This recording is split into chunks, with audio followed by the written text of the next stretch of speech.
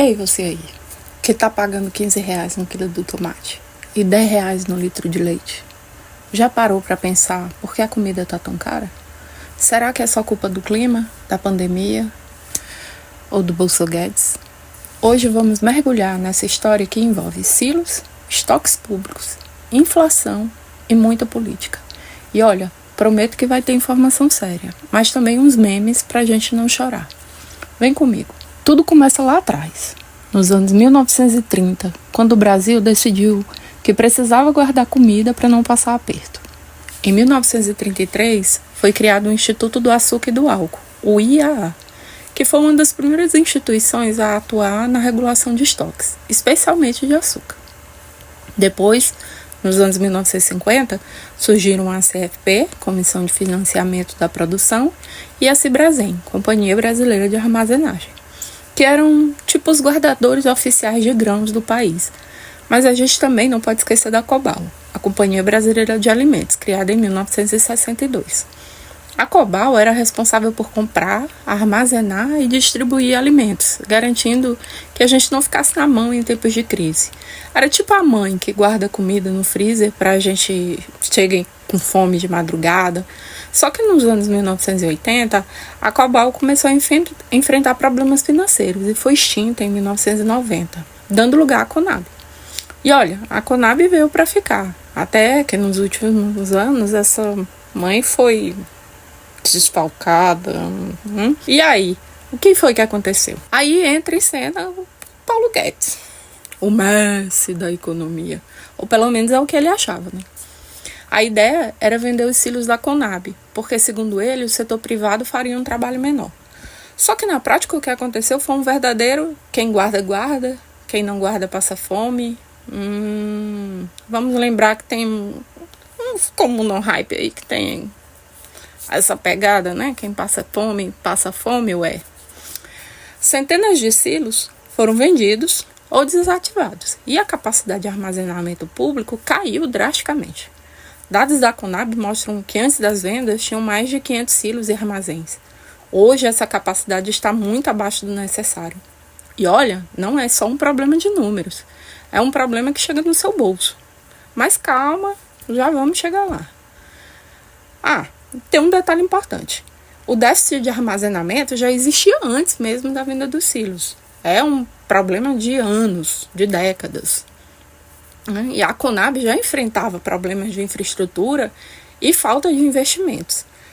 Teve uma recuperação durante os governos Lula, Dilma, mas com o golpe de 2016 a situação só piorou. O governo Temer, que assumiu após o impeachment, a ponte para o futuro, né? Praticamente abandonou a Conab, cortando recursos e priorizando a privatização de ativos públicos. Foi nesse contexto que o Paulo Guedes, já no governo Bolsonaro, conseguiu a autorização do Congresso para vender e desativar os silos. Sim, o Congresso aprovou essa medida. E aí a gente se pergunta, será que eles pensaram no impacto que isso teria no nosso prato?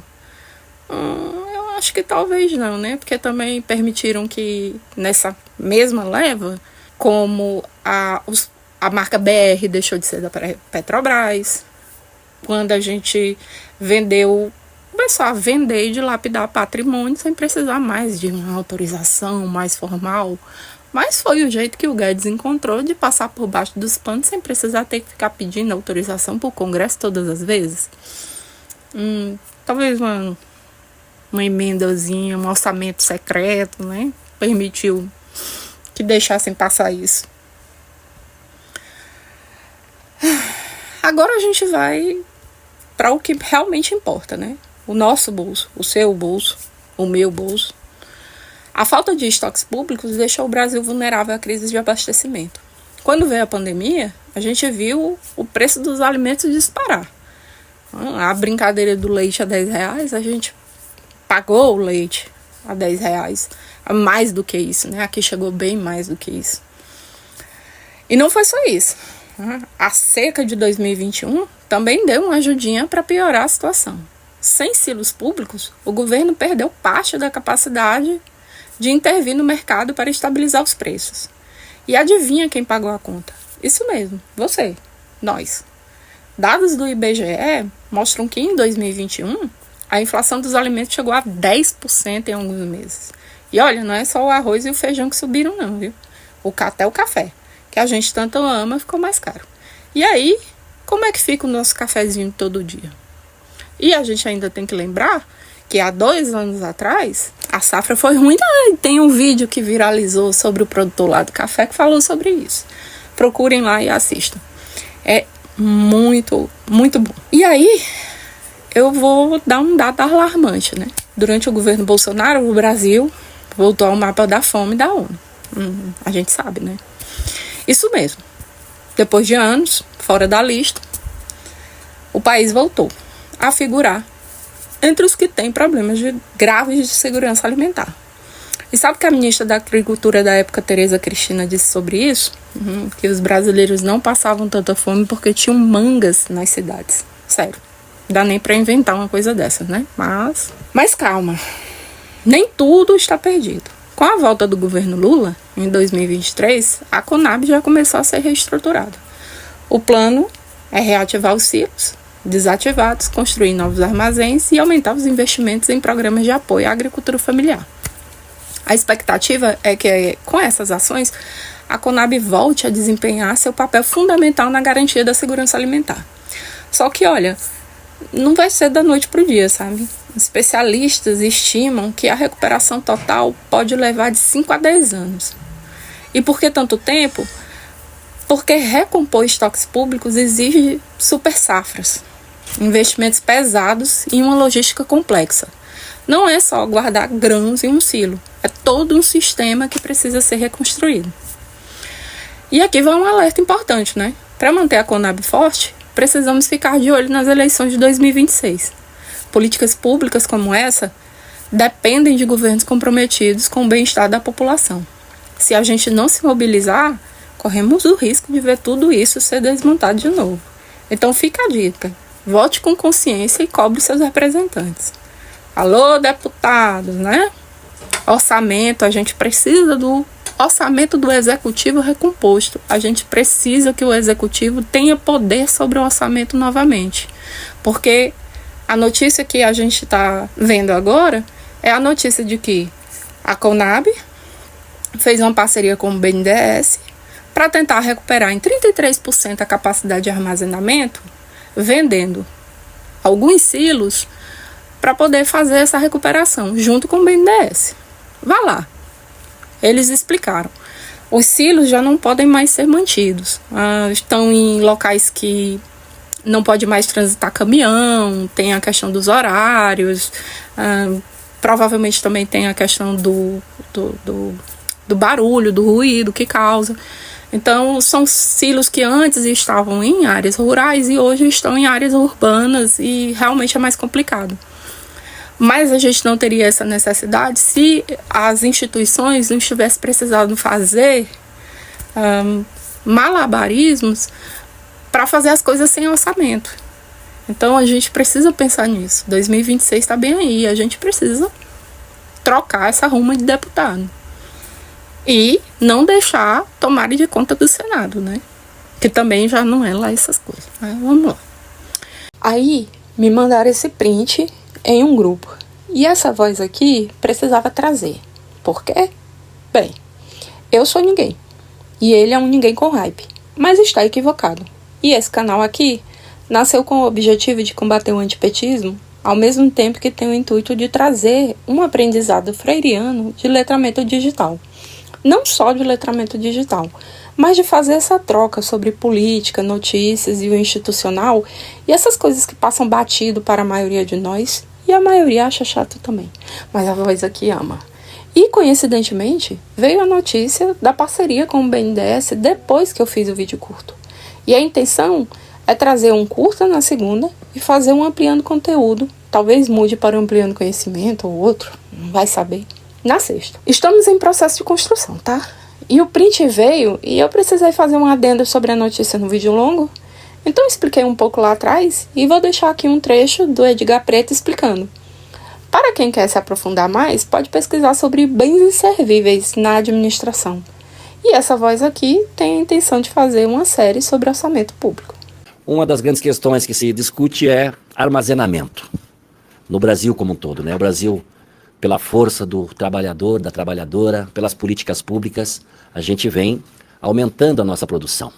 E a grande questão é aonde a gente vai guardar esse volume tão expressivo de grãos que o Brasil colhe. A Conab também não está atrás disso, está junto nesse mesmo compasso, digamos assim. Quando nós chegamos aqui, ministro, o senhor sabe, nós nos deparamos com uma desmobilização de 30% dos armazéns da Conab. Não teve investimento, foi desmobilizado 27 do 91, temos ainda 64, temos necessidade de ampliar nossa capacidade, que hoje é de 900 mil toneladas de grãos, e encontramos uma solução mais rápida, com mais segurança financeira, que é o que nós vamos fazer aqui nesse contrato que assinaremos com o BNDES, que é de valorização e recuperação dos ativos da Conab. Nós separamos 9 imóveis que já estão inutilizados há algum tempo, que estão gerando despesa para a companhia. São 8 armazéns e um imóvel imobiliário que estão nesta primeira lista. E o BNDES, então, está responsável em contratar uma modelagem específica para cada um desses imóveis. E este recurso, 100% dele ser revertido em investimento nos armazéns.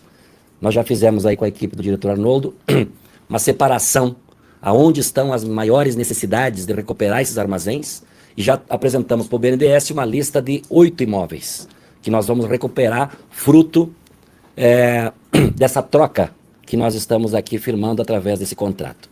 Vai nos dar capacidade de aumentar 300 mil toneladas a capacidade da Conab. Quando a gente tiver com os 8 imóveis recuperados, serão 33% a mais de capacidade de armazenamento que nós teremos. Esses imóveis estão gerando despesa hoje para a companhia.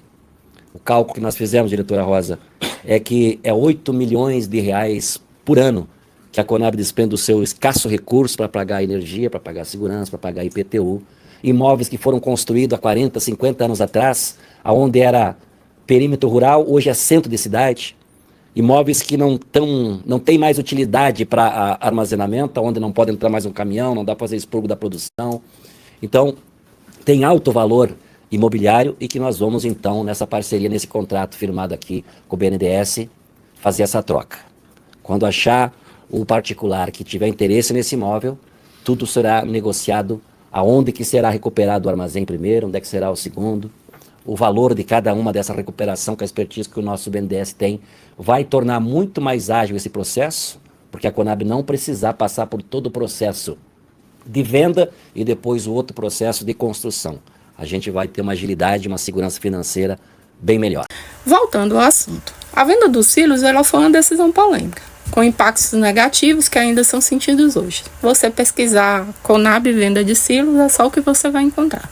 Inclusive, recomendo demais o artigo do Luciano Rezende Moreira, a dilapidação da Conab no governo Bolsonaro e a volta do Brasil ao mapa da fome, publicado em 3 de julho de 2023. A redução da capacidade de armazenamento público fragilizou a segurança alimentar, prejudicou os pequenos agricultores e aumentou a dependência do setor privado. Reconstruir essa infraestrutura exigirá tempo e investimentos significativos. Alô, Congresso!